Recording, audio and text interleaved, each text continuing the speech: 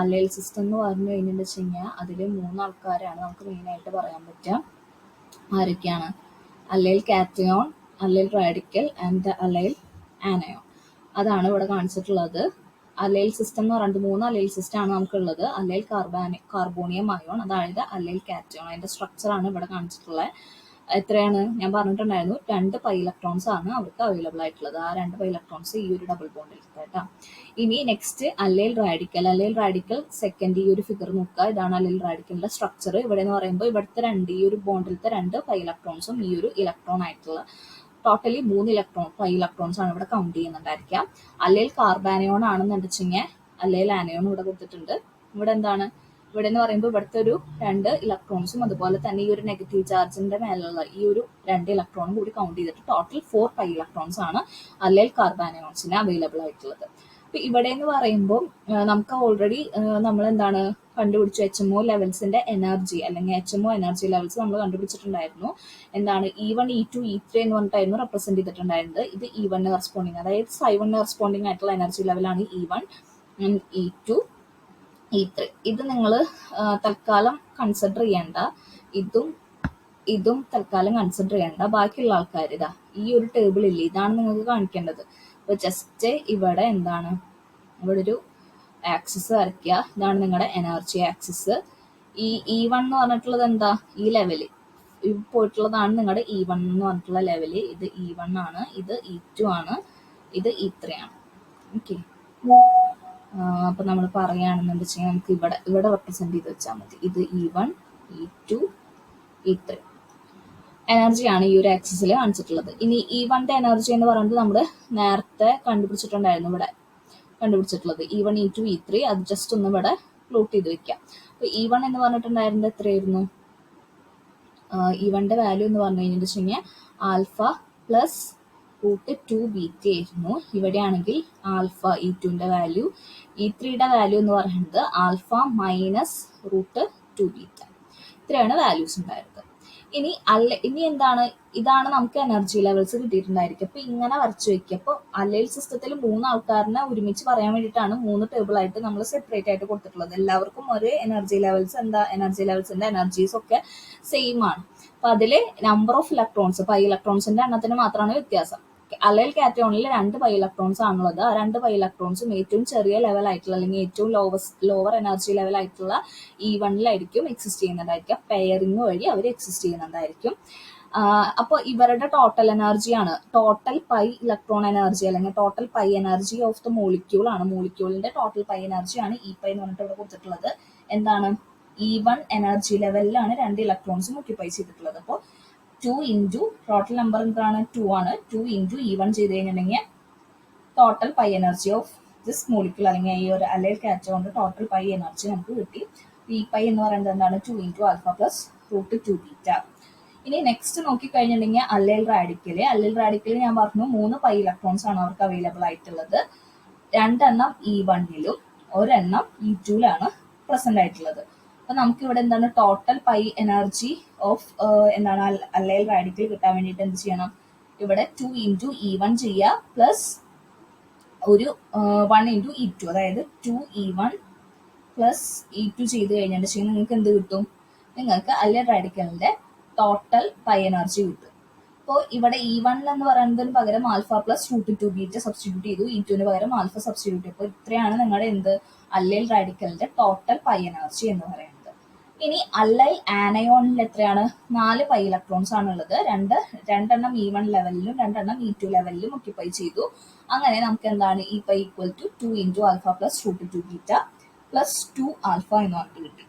Okay, ഇങ്ങനെയാണ് നമുക്ക് എന്ത് ഈ 3 സിസ്റ്റത്തിന്റെയും എനർജീസ് കണ്ടുപിടിക്കാം. ടോട്ടൽ പൈ ഇലക്ട്രോൺ എനർജി നമുക്ക് കണ്ടുപിടിക്കാൻ പറ്റും.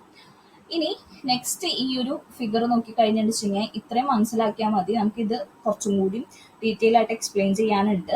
ഇത് Psi1, Psi2, Psi3 അതിലുണ്ടാകുന്ന നോട്ട്സിനെയാണ് ഇവിടെ റെപ്രസെന്റ് ചെയ്തിട്ടുള്ളത്. Psi1 എന്ന് പറയുമ്പോൾ എത്രയാ 0 നോട്ട്സ് ആണുള്ളത്. Psi2 എന്ന് പറയുമ്പോൾ 2 നോട്ട്സ് ആണുള്ളത്. Psi3 എന്ന് പറയുമ്പോൾ എന്താണ്, Psi2 എന്ന് പറയുന്നത് 1 നോഡാണുള്ളത്. Psi3 2 നോട്ട്സ് ആണുള്ളത്. ജനറലി ഒരു nth ലെവൽ അല്ലെങ്കിൽ nth വേവ് ഫംഗ്ഷൻ, ഒരു nth HMOന്റെ വേവ് ഫംഗ്ഷൻ എടുക്കുകയാണെന്നുണ്ടെങ്കിൽ അതിൽ പ്രസന്റ് ആയിട്ടുള്ള നമ്പർ ഓഫ് നോട്ട്സ് എന്ന് പറയുന്നത് will be equal to n-1 nodes ആയിരിക്കും അവിടെ പ്രസന്റ് ആയിട്ടുള്ളത്.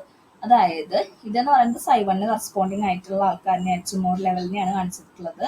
അപ്പൊ Psi1 എന്താണ് n എന്ന് പറയുന്നത് ഫസ്റ്റ് ലെവലാണ് അല്ലേ. അപ്പൊ അവിടെ എന്ന് പറയുമ്പോൾ n-1 എന്ന് പറയുന്നതാണ് number of nodes equal to 0 nodes ആയിരിക്കും ഇവിടെ പ്രസന്റ് ആയിട്ടിരിക്കുക. അതായത് കമ്പൈൻ ചെയ്യുന്ന അറ്റോമിക് ഓർബിറ്റൽസ് എല്ലാം എന്താണ് എല്ലാ ഓർബിറ്റൽസിനും സെയിം എനർജി അല്ലെങ്കിൽ സെയിം ലോബ്സ് ആയിരിക്കും അവർ ഓവർലാപ്പിങ്ങിനായിട്ട് പാർട്ടിസിപ്പേറ്റ് ചെയ്യുന്നുണ്ടായിരിക്കുക. എന്നാൽ നേരെ മറിച്ച് Psi2 വെച്ചെങ്കിൽ സെക്കൻഡ് ലെവലാണ്. അതായത് 2-1 ആണ് ഇവിടുത്തെ നോഡ് എന്ന് പറയുന്നത്. 2-1 ഈക്വൽ ടു 1. അപ്പൊ ഇവിടെ ആകെ ഒരു നോഡ് മാത്രമാണ് പ്രസന്റ് ആയിട്ടുള്ളത്. അപ്പൊ ഇവിടെ എന്ന് പറയുമ്പോൾ ഇവിടെ ഈ ഒരു കാർബണും ഈ ഒരു കാർബണും രണ്ട് ഇങ്ങനെയാണ് നമുക്ക് റെപ്രസെന്റ് ചെയ്യാൻ പറ്റുക Psi2 എന്ന് പറഞ്ഞിട്ടുള്ളത്. അപ്പൊ ഇവിടെ എന്ന് പറയുമ്പോൾ ഇവിടെ ഇത് നെഗറ്റീവും ഇത് പോസിറ്റീവ് ആയിട്ട് എടുക്കാം. അല്ലെങ്കിൽ മേലത്തെ പോസിറ്റീവ് ഇത് നെഗറ്റീവ് ആയിട്ട് എടുത്തു എന്ന് വിചാരിക്കുക. നേരെ തിരിച്ച് ഇപ്പുറത്ത് വരുന്ന ആൾക്ക് എന്ന് പറയുമ്പോൾ ഇവിടെ നെഗറ്റീവ് സൈനും ഇവിടെ പോസിറ്റീവ് സൈനും ആയിരിക്കും ഉണ്ടായിരിക്കുക. അപ്പൊ അതുകൊണ്ടാണ് ഇവർ രണ്ടുപേരും ഓപ്പോസിറ്റ് സൈനിലുള്ള ലോബ്സ് ആണ് ഇവിടെ ഓവർലാപ്പിംഗ് നടന്നിട്ടുണ്ടാവുക. അതുകൊണ്ടാണ് ഇവിടെ സെന്ററിൽ ഒരു നോഡ് പ്രസന്റ് ആയിട്ടുള്ളത്. അല്ലാണ്ട് നിങ്ങൾക്ക് ഈ ഒരു 3 കാർബൺ ആറ്റത്തിന്റെ പി ഓർബിറ്റൽസ് യൂസ് ചെയ്തിട്ട് ഒരു നോഡ് ഇതല്ലാണ്ട് വേറൊരു രീതിക്ക് നിങ്ങൾക്ക് റെപ്രസെന്റ് ചെയ്യാനായിട്ട് സാധിക്കില്ല. ഇനി മൂന്നാമത്തെ കേസ് എടുത്തു കഴിഞ്ഞിട്ടുണ്ടെങ്കിൽ ഇവിടെ എന്താണ് 3-1 ഈക്വൽ ടു 2 നോട്ട്സ് ആണ്. ആ രണ്ട് നോട്ട്സ് ആണ് ഇവിടെ കാണിച്ചിട്ടുള്ളത്. ഇത് പ്ലസ് ആയിട്ട് എടുക്കുക, ഇത് മൈനസ് ആണെങ്കിൽ ഇവിടെ മൈനസും ഇവിടെ പ്ലസും ആണ്. അപ്പൊ ഇതൊരു നോഡാണ്. നോഡൽ പ്ലെയിൻ ആയിട്ട് നമുക്ക് പറയാം. ഇതെന്ന് പറയുന്നത് മൈനസ്, ഇപ്പൊ ഇവിടെ പ്ലസ് ആണ്, ഇവിടെ പ്ലസും ഇവിടെ മൈനസും ആണ്. ഇതും ഇവിടെയും ഒരു നോഡൽ പ്ലെയിൻ നമുക്ക് കാണാനായിട്ട് സാധിക്കും. ഇനി ഇവിടെ കാണിച്ചിട്ടുള്ളത് Psi1, Psi2, Psi3. ഇത് Psi1, Psi2, Psi3 അവരുടെ എന്താണ് 3-dimensional വ്യൂ ആണ്. ആ ഒരു HMOന്റെ 3-dimensional വ്യൂസ് ആണ്, അല്ലെങ്കിൽ 3-dimensional റെപ്രസെന്റേഷൻ ആയിട്ട് നമുക്ക് പറയാം. ജസ്റ്റ് കണ്ടപ്പോൾ കാണിച്ചു തന്നു മാത്രം കേട്ടോ. ഇനി നെക്സ്റ്റ് നമുക്ക് നോക്കേണ്ടത് ഇവരുടെ എന്താണ് റെസൊണൻസ് അല്ലെങ്കിൽ ഡീലോക്കലൈസേഷൻ എനർജി ഒക്കെ എത്രയാണെന്നുള്ളത് കണ്ടുപിടിക്കണം. റെസൊണൻസ് എനർജി കണ്ടുപിടിക്കാൻ വേണ്ടിയിട്ട് ഞാൻ എന്താ പറഞ്ഞിട്ടുണ്ടായിരുന്നത്, ജസ്റ്റ് നമുക്ക് ഇവിടെ എത്രത്തോളം ഇവർക്ക് സ്റ്റെബിലിറ്റി കിട്ടിയിട്ടുണ്ട് എന്നുള്ളതാണ് ഈ ഒരു എമൗണ്ട് ഓഫ് എനർജി കൊണ്ട് ഉദ്ദേശിക്കുന്നത്. ഓക്കെ, ഇപ്പൊ ഇവിടെ നോക്കി കഴിഞ്ഞിട്ടുണ്ടെങ്കിൽ നിങ്ങൾക്ക് കാണാനായിട്ട് സാധിക്കും. ഇതെന്ന് പറയുന്നത് നിങ്ങളുടെ ടോട്ടൽ പൈ സിസ്റ്റത്തിന്റെ എനർജിയാണ്. ഇപ്പൊ ഇവിടെ കിട്ടിയിട്ടുള്ള എനർജിയാണ് ഇവിടെ എഴുതിയിട്ടുള്ളത്. അതേ മൈനസ് എത്ര number of pi electrons present ആണ് അതേ ഇൻറ്റു ആൽഫ ചെയ്തിട്ട് അത് മൈനസ് ചെയ്യണം. ഒന്നുകൂടി പറയാം. അപ്പോൾ ഓരോന്നായിട്ട് ഞാൻ പറയാം. അപ്പോൾ ആദ്യത്തെ കേസ്, ഈ ഒരു കേസ് എടുക്കുക. ഇവിടുത്തെ പൈ ബോണ്ട് എനർജി ആണ് ഇനി നമ്മൾ കണ്ടുപിടിക്കാൻ പോകുന്നത്. ഈ പൈ ബോണ്ട് എനർജി എന്ന് പറയുമ്പോൾ ഇവിടുത്തെ ടോട്ടൽ എമൗണ്ട് ഓഫ് എനർജി, ഇതിലത്തെ ടോട്ടൽ പൈ ഇലക്ട്രോൺ എനർജിയിൽ നിന്ന് നമുക്ക് എത്ര നമ്പർ ഓഫ് ഇലക്ട്രോൺസ് പ്രസന്റ് ആണെന്ന് നോക്കുക. ഈ ഒരു സിസ്റ്റത്തിൽ പൈ ഇലക്ട്രോൺസ് അതേ ഇൻറ്റു ആൽഫ ചെയ്തിട്ട് ഇതിന്ന് മൈനസ് ചെയ്യുക. അത് ചെയ്ത് കഴിഞ്ഞാൽ നിങ്ങൾക്ക് എന്ത് കിട്ടും? പൈ ബോണ്ട് എനർജീസ് കിട്ടും. ഇപ്പൊ ആദ്യത്തെ കേസിൽ എന്ന് പറയുമ്പോൾ കാറ്റയോണിന്റെ പൈ ബോണ്ട് എനർജി എന്ന് പറയുന്നത് 2 into alpha plus √2 beta minus ഇവിടെ എത്ര 2 ഇലക്ട്രോൺ ആണ് ആകെ ഉള്ളത്.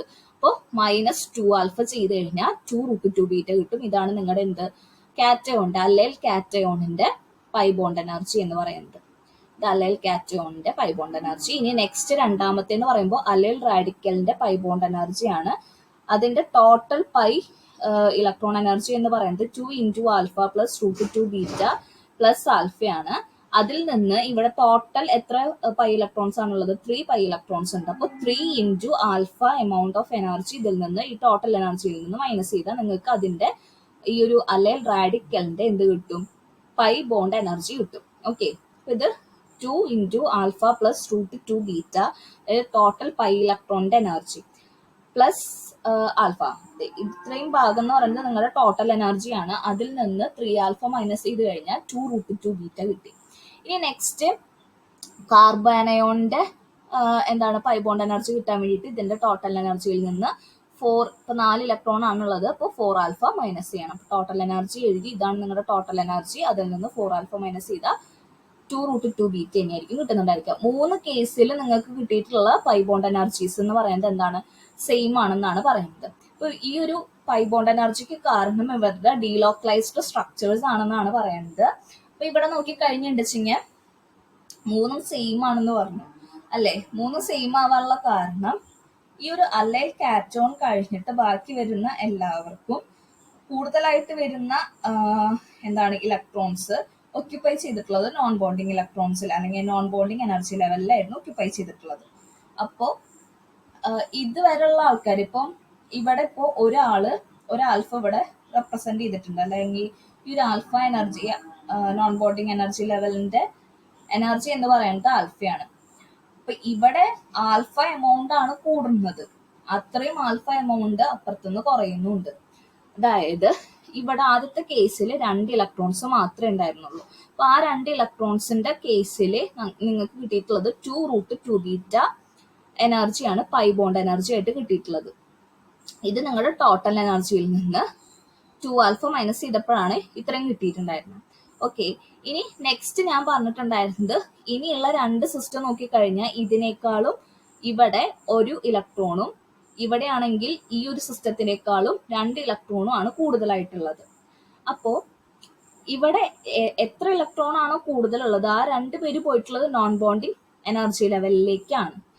അപ്പോൾ ഇവിടെ നോക്കിക്കഴിഞ്ഞാൽ ടോട്ടൽ എനർജിയിൽ ഉണ്ടാകുന്ന വ്യത്യാസം, ടോട്ടൽ എനർജി ആദ്യം നോക്കിക്കോ, അത് വേറെ ഇമ്പോർട്ട് കാണിച്ചു തരാം കേട്ടോ, കൺഫ്യൂഷൻ ആവല്ലേ.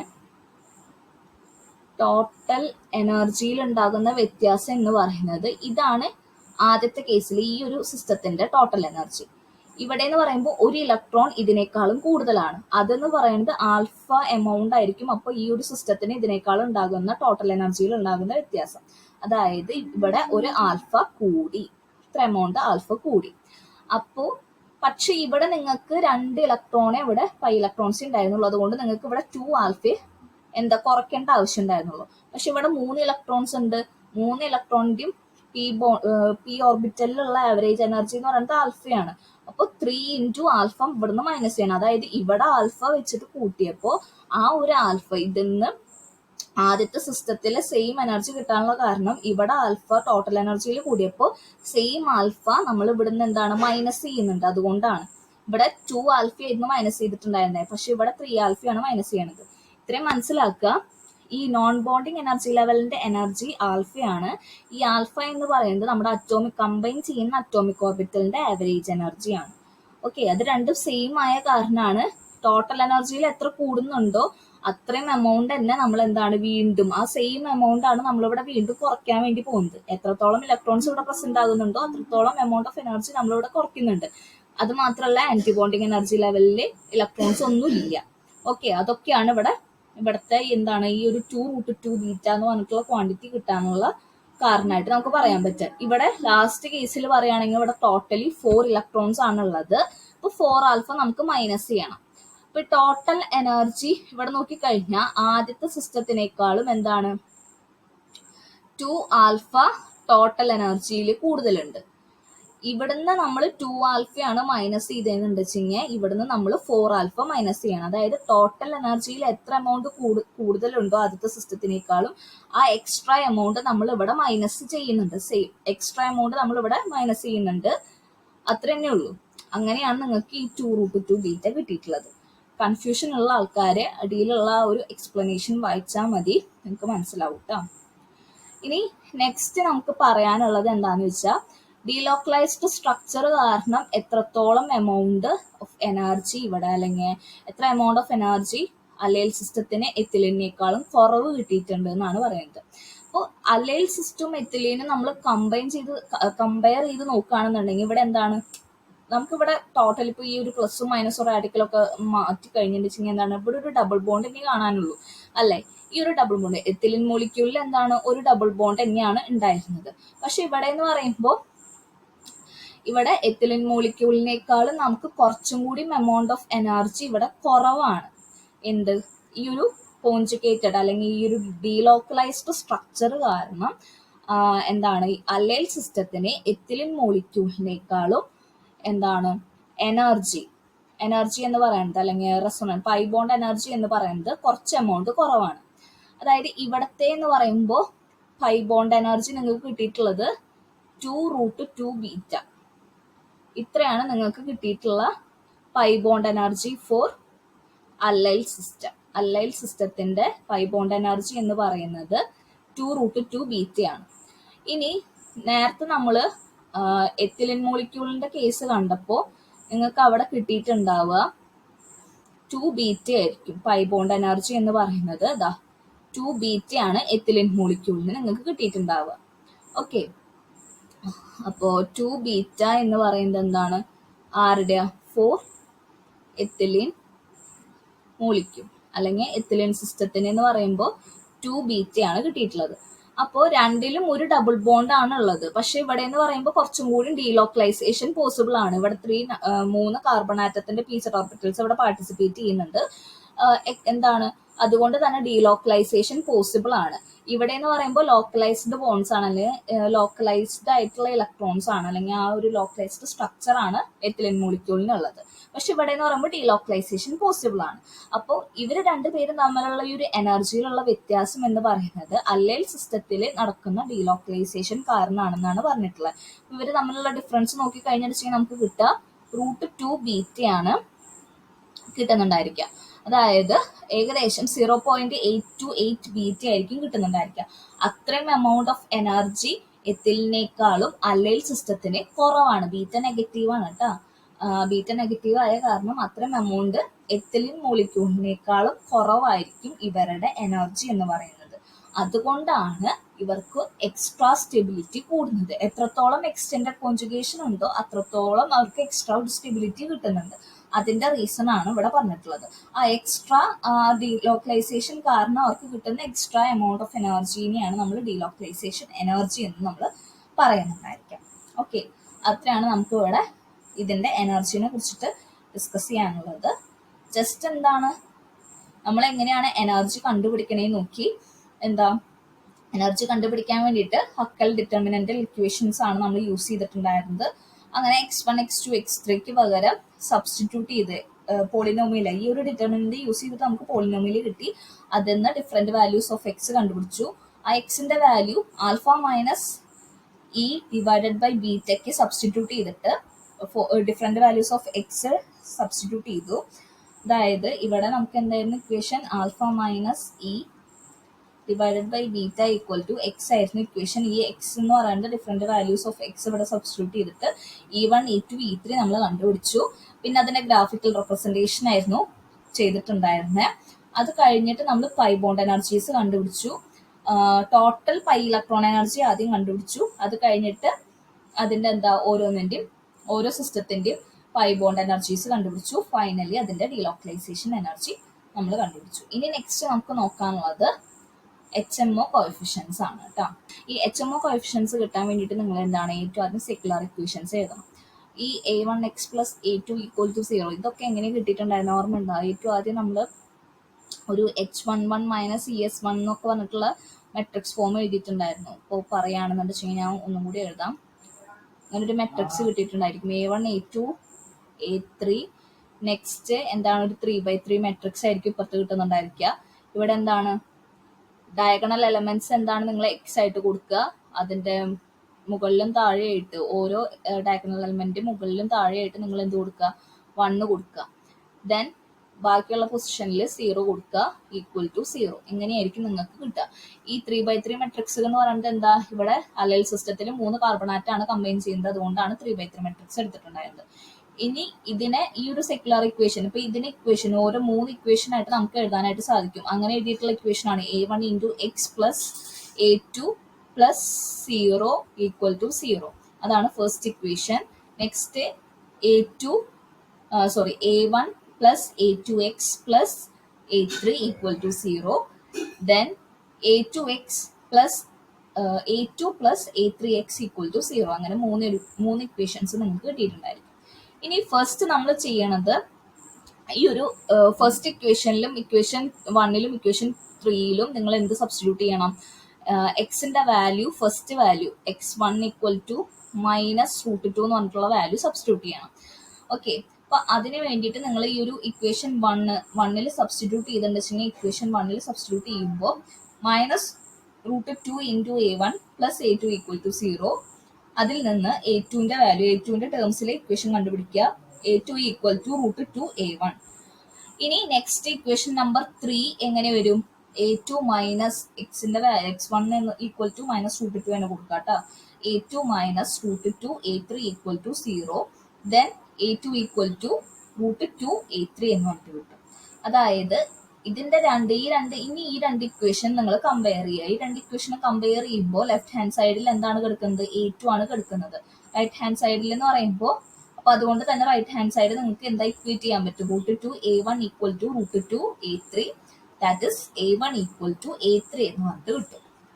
ഓക്കെ, ഇങ്ങനെയാണ് നിങ്ങൾക്ക് കിട്ടുന്ന ആദ്യത്തെ കണ്ടീഷൻ. ഇനി A1 ഈക്വൽ ടു A3 കിട്ടിയിട്ടുണ്ട്. അത് മാത്രമല്ല A2 ഈക്വൽ ടു √2A1 എന്ന് പറഞ്ഞിട്ട് കിട്ടിയിട്ടുണ്ട്. ഈ രണ്ട് കണ്ടീഷൻസ് ആണ് നിങ്ങൾക്ക് ഇപ്പോൾ ഇനി അപ്ലൈ ചെയ്യാനായിട്ട് വേണ്ടത്. ഇനി ഞാൻ പറഞ്ഞിട്ടുണ്ടായിരുന്നു ജനറൽ ഫോം ഓഫ് HMOന്റെ അല്ലെങ്കിൽ സിസ്റ്റത്തിന്റെ ജനറൽ ഫോം, HMOയുടെ ജനറൽ ഫോം എന്ന് പറയുന്നത് psi is equal to A1P1 plus A2P2 plus A3P3 ആണ്. അപ്പോൾ ഇതിന് ഇനി എന്താണ് നോർമലൈസേഷൻ കണ്ടീഷൻ അപ്ലൈ ചെയ്യണം. ഓക്കെ, ഇതാണ് നിങ്ങളുടെ psi1. Okay, psi1 psi2 psi3 different coefficients different ആണെന്ന് മാത്രം, അത്ര നിങ്ങൾ അറിഞ്ഞാൽ മതി.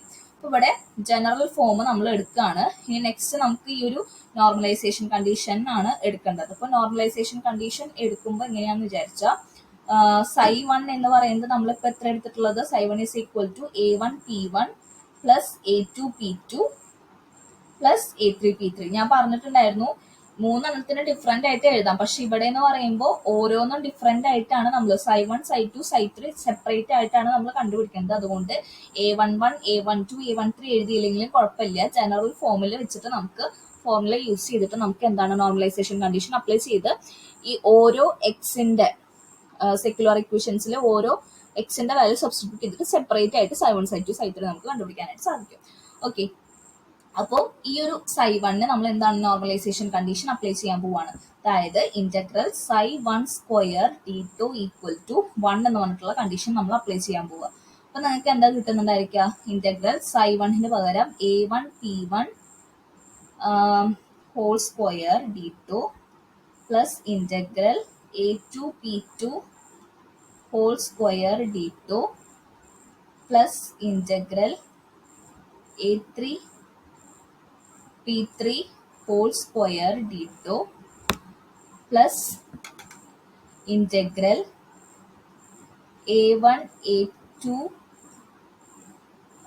A1P1 into A2P2 d2 plus integral A1P1 into A3P3 into d2 plus integral A2P2 into A3P3 d2 ഇങ്ങനെ ഈക്വൽ ടു 1 എന്ന് പറഞ്ഞിട്ട് കിട്ടും. ഇനി കോൺസ്റ്റന്റിനൊക്കെ പുറത്തേക്ക് എടുക്കുക. കോൺസ്റ്റന്റിനൊക്കെ പുറത്തേക്ക് എടുത്തിട്ട് ഇക്വേഷൻ എഴുതി വെക്കാം. അപ്പൊ നിങ്ങൾക്ക് എന്താ കിട്ടുന്നുണ്ടാവുക? അടിയിൽ എഴുതാം, നോക്കിക്കോ. അടിയിൽ എഴുതട്ടെ കേട്ടോ. ഇവിടെ നിങ്ങൾക്ക് കിട്ടുന്നുണ്ടായിരിക്കുക ഇവിടുത്തെ ഫസ്റ്റ് ഈ ഒരു ടേമില് കോൺസ്റ്റന്റ് എന്ന് പറയുന്നത് A1 സ്ക്വയർ ആണ്. അപ്പോൾ A1 square into integral P1 square d2 plus A2 square into integral P2 square d2 plus A3 square into integral P3 square d2. ബാക്കിയുള്ള ആൾക്കാരനെ നമ്മൾ നോക്കേണ്ട ആവശ്യമില്ല. ഇതൊക്കെ ഓർത്തോഗണാലിറ്റി കണ്ടീഷൻ. ഇവിടെ P1 into P3 P2 into P3 അതുപോലെ തന്നെ ഇവിടെ P1 into P2 ആയിരിക്കും വരുന്നുണ്ടായിരിക്കാം. അപ്പൊ അതൊക്കെ 0 ആയിട്ട് പോവും. ബാക്കിയുള്ളപ്പോൾ ഇത് ഈക്വൽ ടു ഇത്രയും നോക്കിയാൽ മതി, ഈക്വൽ ടു 1 എടുക്കുക. ഇതൊക്കെ നോർമലൈസേഷൻ കണ്ടീഷൻ ആയ കാരണം ഇതൊക്കെ എന്താണ് 1 ആയിട്ട് വരും. ഈ ഒരു ക്വാണ്ടിറ്റീസ് ഒക്കെ 1 ആയിട്ട് വരും. ദെൻ നിങ്ങൾക്ക് ഫൈനലി കിട്ടുന്ന equation A1 square plus A2 square plus A3 square equal to 1 എന്ന് പറഞ്ഞിട്ടുള്ള ഇക്വേഷൻ ആയിരിക്കും കിട്ടുന്നുണ്ടായിരിക്കുക. ആൻഡ് ഇനി നമുക്ക് ഈ കിട്ടിയിട്ടുള്ള ഇക്വേഷനിൽ എന്താണ് നേരത്തെ സെക്യുലർ ഇക്വേഷൻസ് സബ്സ്റ്റിറ്റ്യൂട്ട് ചെയ്തപ്പോൾ സെക്യുലർ ഇക്വേഷൻസിൽ എക്സിന്റെ വാല്യൂ -√2 സബ്സ്റ്റിറ്റ്യൂട്ട് ചെയ്തപ്പോൾ നമുക്ക് രണ്ട് കണ്ടീഷൻസ് കിട്ടിയിട്ടുണ്ടായിരുന്നു. A1 ഈക്വൽ ടു A3 എന്ന് പറഞ്ഞിട്ട് കിട്ടിയിട്ടുണ്ടായിരുന്നു. A2 ഈക്വൽ ടു √2A1 എന്ന് പറഞ്ഞിട്ട് കിട്ടിയിട്ടുണ്ടായിരുന്നു. ആ രണ്ട് വാല്യൂ A2നും A3ക്കും A1ന്റെ വാല്യൂല് സബ്സ്റ്റിറ്റ്യൂട്ട് ചെയ്യുക. അപ്പോൾ നിങ്ങൾക്ക് എന്താ കിട്ടുക? A1 സ്ക്വയർ പ്ലസ് A2 എന്ന് പറയുന്നത് എത്ര? √2A1 ആണ്. അപ്പോൾ √2A1 ഹോൾ സ്ക്വയർ. അപ്പോൾ 2A1 സ്ക്വയർ പ്ലസ് A3 എന്ന് പറയുന്നത് എന്താണ്? ഈക്വൽ ടു A1 ആണ്. അതുകൊണ്ട് A1 square, A3 സ്ക്വയറിനെ A1 square ആയിട്ട് എഴുതുക, ഈക്വൽ ടു 1 ആയിട്ട് കൊടുക്കുക. ദെൻ ഇതൊക്കെ കൂടി ആഡ് ചെയ്യുമ്പോൾ എന്താ? 4A1 square equal to 1. Then A1 equal to A3 equal to നമുക്ക് എന്ത് കിട്ടും? 1/√4 ദാറ്റ് ഈസ് ഈക്വൽ ടു 1/2. അങ്ങനെയാണ് A1 equal to A3 equal to 1/2 കിട്ടിയത്. ഇനി A2 കിട്ടാൻ എന്താണ് ചെയ്യേണ്ടത്? A2 എന്താണ്? A2 ഈക്വൽ ടു √2 A1 ആണെന്ന് അറിയാം. അപ്പോൾ √2 ഇൻറ്റു 1/2. A1 പകരം 1/2 എന്ന് പറഞ്ഞിട്ട് എടുക്കുക. 1/2 നമുക്ക് 1/√2 ഇൻറ്റു √2 എന്ന് പറഞ്ഞിട്ട് എഴുതാം. ഈ √2ഉം ഈ √2ഉം ക്യാൻസൽ ചെയ്ത് പോവും. That is A2 equal to √2/2 ആണ്, ഈക്വൽ ടു എന്താണ്? 1/√2 എന്ന് പറഞ്ഞിട്ട് കേട്ടോ. ഓക്കെ, ഇങ്ങനെയായിരിക്കും നിങ്ങൾക്ക് കിട്ടുന്നുണ്ടായിരിക്കുക. അപ്പൊ നിങ്ങൾക്ക് A1 P1 plus A2 P2 plus A3 P3 എന്ന് പറഞ്ഞിട്ടുള്ള ഇക്വേഷനിൽ സബ്സ്റ്റിറ്റ്യൂട്ട് ചെയ്യുക. ഇതാണ് നിങ്ങളുടെ ഇക്വേഷൻ ഉണ്ടായിരുന്നത്.